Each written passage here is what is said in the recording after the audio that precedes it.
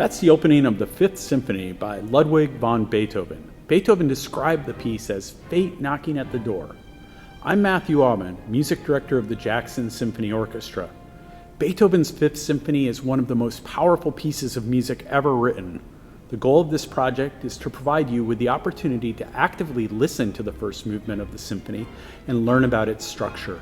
But first, we are going to give you a short biography of Beethoven.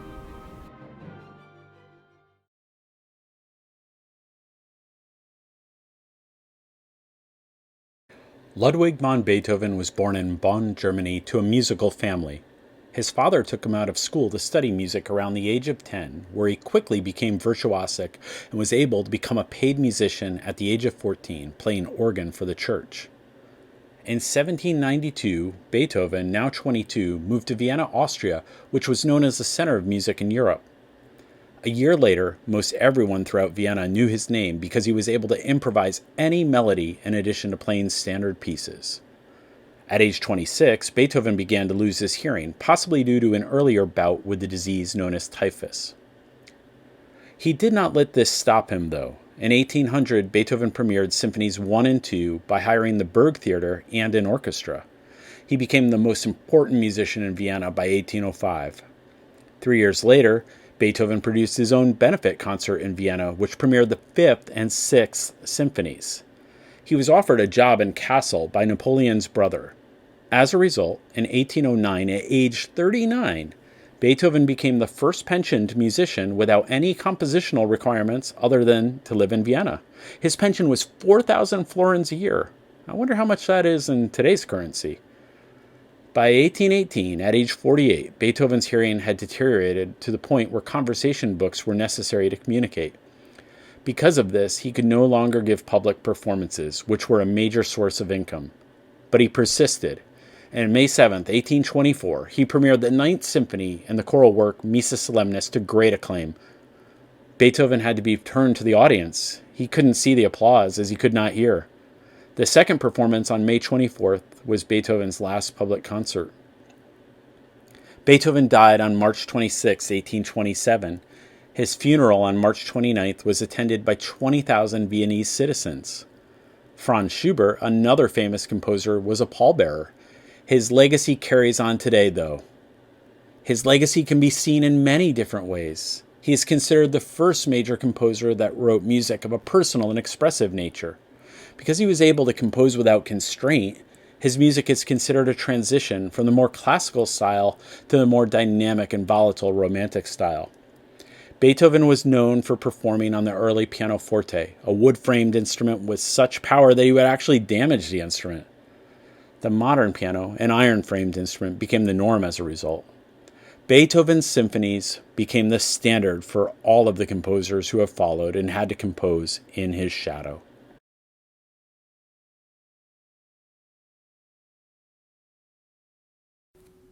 Now that you know a little bit about Beethoven the person, we have an assignment for you.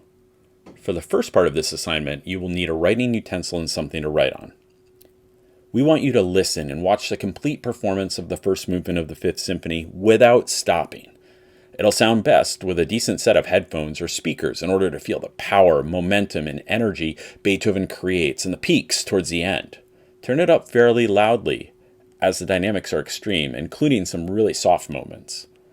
While viewing and listening to the JSO's performance, your assignment will be to observe LVB appearing on screen and mark the timestamp that he shows up. But don't stop the performance.